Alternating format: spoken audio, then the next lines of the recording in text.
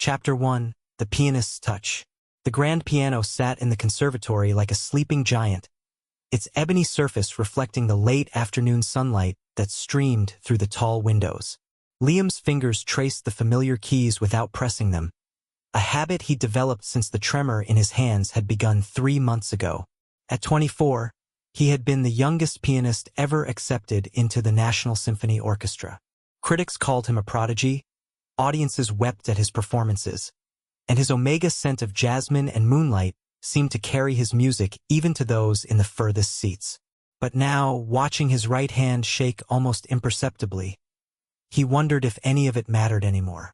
"You're early today," came a warm voice from the doorway. Liam turned to see Patrick approaching with 2 cups of tea, his alpha scent of cedar and warmth filling the space between them.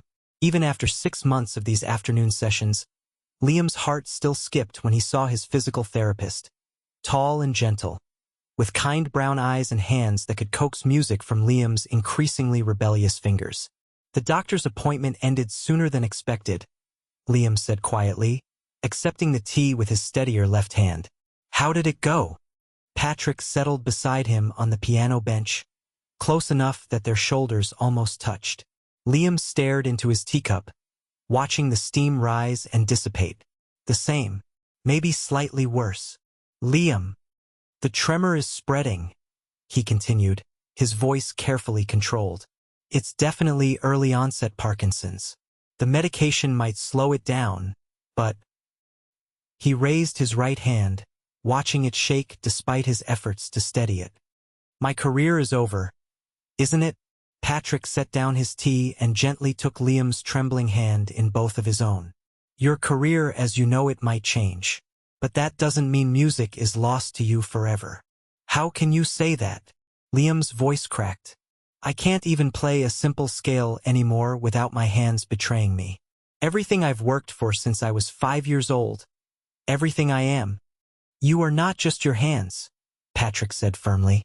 "You're the person who can make a room full of strangers cry with a single melody.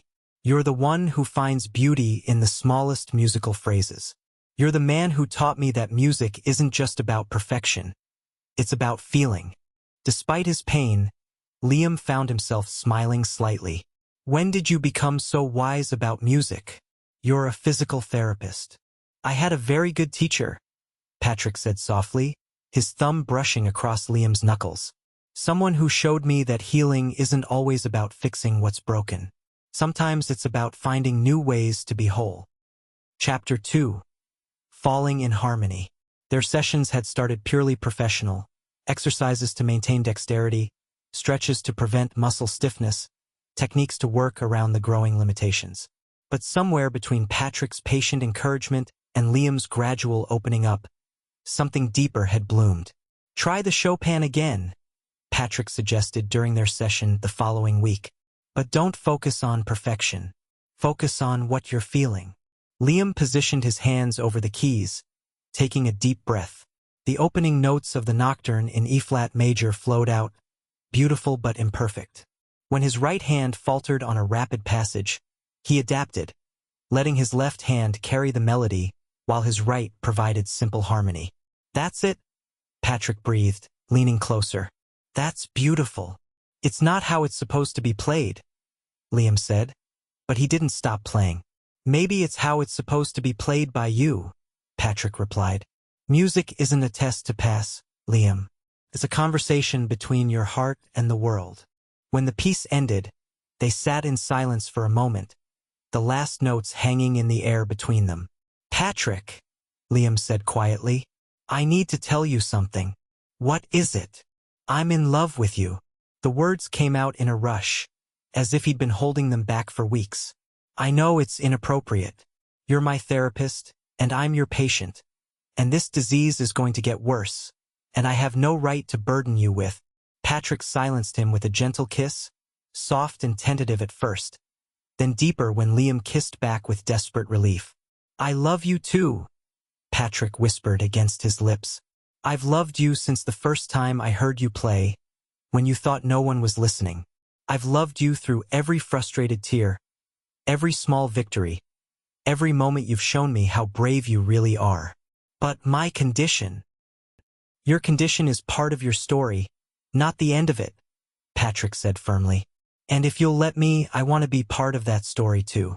All of it. The good days and the hard days, the music and the silence. Everything. Liam buried his face in Patrick's shoulder, breathing in his comforting scent. I'm scared. I'm scared too, Patrick admitted. But I'm more scared of a life without you in it. Chapter 3, Golden Days. The next few months were the happiest of Liam's life. He moved in with Patrick, and they created their own rhythm of mornings filled with gentle exercises and afternoons spent exploring new ways to make music. Patrick learned to read sheet music so he could turn pages for Liam during his good days. Liam taught Patrick to hear the emotion in every phrase, the story in every silence. Play our song, Patrick requested one evening, settling beside Liam on the couch with 2 glasses of wine. Liam smiled and moved to the small upright piano in their living room. Their song had evolved organically. A simple melody Liam had improvised one day when his hands were particularly uncooperative, which Patrick had hummed back to him with such love that it became theirs. As he played, Patrick began to sing along softly. His voice wasn't trained, but it was warm and sincere, and it wrapped around the melody like an embrace. Liam's heart swelled with so much love he could barely breathe. "Marry me," Liam said suddenly, his hands stilling on the keys. Patrick's singing stopped abruptly. "What? Marry me?" Liam repeated, turning to face him fully. "I know we haven't been together long, and I know what we're facing isn't easy, but I want whatever time I have left to be with you. I want to wake up next to you every morning and fall asleep in your arms every night. I want to be your husband." "Liam." Patrick's eyes were bright with tears. "Are you sure? This disease is progressive. It's going to get harder." "I'm sure," Liam said without hesitation. "I've never been more sure of anything. You make me want to fight for every day, every moment. You make me believe that a life can be beautiful even when it's not perfect." Patrick was quiet for a long moment. Then he slid off the couch and onto one knee beside the piano bench. "I was going to wait," he said, reaching into his pocket and pulling out a simple silver band. "I've been carrying this around for 2 weeks, trying to find the perfect moment. But maybe this is it. You playing our song, both of us a little wine-drunk and completely in love." "Yes," Liam breathed before Patrick could even ask the question. "Yes, yes, 1,000 times yes." Chapter 4, Fading Light. Their wedding was small and perfect, just their closest friends and family in Patrick's parents' garden, with Liam playing a simple piece on the rented piano while Patrick sang. The photos showed them laughing, crying, completely absorbed in each other. But as autumn turned to winter, the progression Liam had been dreading became impossible to ignore. The tremor spread to his left hand. His balance became unreliable. Simple tasks like buttoning his shirt or holding a coffee cup became monumental challenges.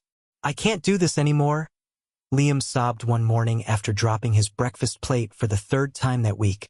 "I can't even feed myself properly. How long before I can't walk? Can't speak? Can't remember your name?" Patrick knelt beside him on the kitchen floor, carefully picking up the broken pieces. "We'll face it together. All of it. You didn't sign up for this," Liam said bitterly. "You married a pianist, not an invalid." "I married you," Patrick said firmly, his hands stilling in their cleanup. "The man I fell in love with, the one who finds music in everything, who taught me that strength comes in many forms, who makes me laugh even on the hardest days. That person isn't disappearing, Liam. He's still here. But for how long?" Patrick sat back on his heels, looking directly into Liam's eyes. "However long we have, it won't be long enough. But I refuse to waste whatever time we do have mourning the future when we could be living in the present." That afternoon, Patrick surprised Liam by leading him to the conservatory, where their friends from the symphony were waiting with their instruments. "What's this?" Liam asked. "A concert," Patrick said simply. "For us. You may not be able to play like you used to, but you can still conduct. You can still guide the music."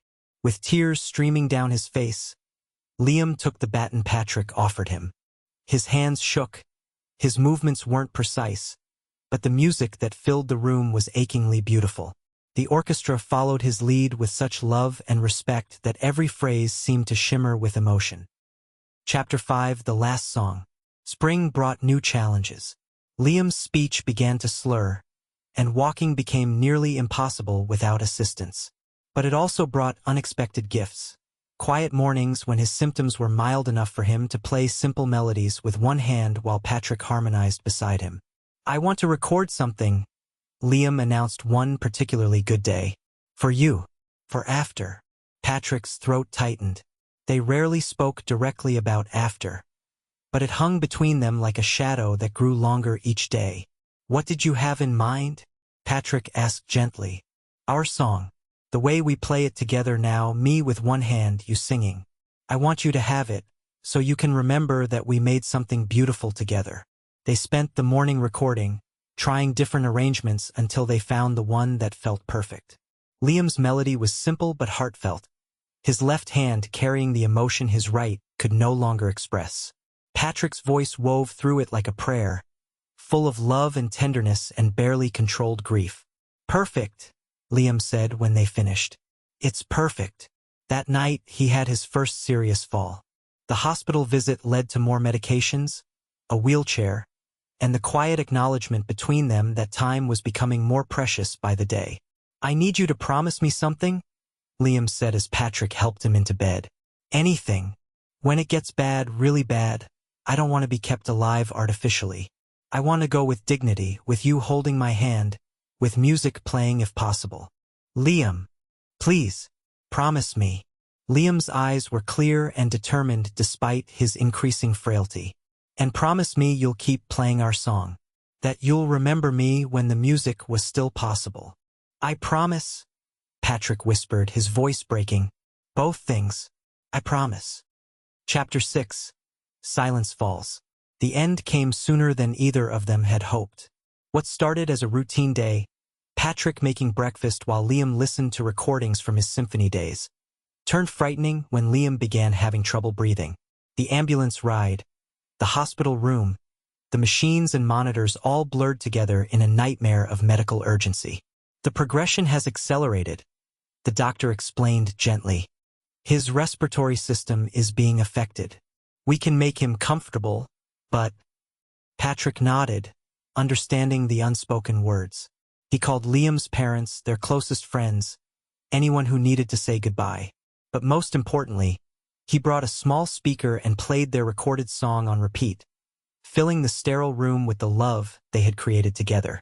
"I'm here," Patrick whispered, holding Liam's increasingly cold hand. "I'm right here, and I love you so much." Liam's eyes fluttered open, focusing on Patrick's face with tremendous effort. "The music," he whispered, barely audible. "Can you hear it?" "Yes, love, I can hear it. It's beautiful." Liam smiled, his eyes drifting closed again. "We made something beautiful." "We did," Patrick agreed, his tears falling freely now. "The most beautiful thing in the world." Liam's breathing grew shallower as their song played in the background, his fingers making small movements as if he were still playing along. Patrick sang softly, his voice joining the recording in a heartbreaking harmony. As the song reached its gentle conclusion, so did Liam's breathing. He slipped away with a small smile on his lips, his hand still warm in Patrick's grasp, surrounded by the music they had created together. Epilogue, Echoes of Love. 1 year later, Patrick stood on the stage of the concert hall where Liam had given his final public performance. The memorial concert had been planned for months. Liam's former colleagues performing his favorite pieces, friends sharing memories, and finally, Patrick himself stepping up to the microphone. "Liam once told me that music isn't about perfection," he began, his voice steady despite the emotion in his eyes. "It's about feeling, about connection, about finding beauty even in imperfection." He moved to the piano, the same grand piano Liam had played countless times, and placed his hands on the keys. "This is our song," he said simply. "It was never perfect." His hands shook. "My voice isn't trained, and we made it up as we went along. But it was ours, And it was beautiful because it was made with love. As Patrick began to play their simple melody, every person in the audience could hear it. Not just the notes, but the story behind them. The love that had bloomed in therapy sessions, the joy of their wedding, the courage they'd shown facing an impossible disease, and the way love could transform even grief into something achingly beautiful. His voice joined the melody, singing the wordless tune Liam had hummed while composing. It wasn't perfect. His voice cracked with emotion. His fingers stumbled occasionally, but it was real, and it was filled with such love that the entire audience was moved to tears. When the song ended, the silence that followed wasn't empty. It was full of memory, of love, of the understanding that some things are too beautiful to truly die.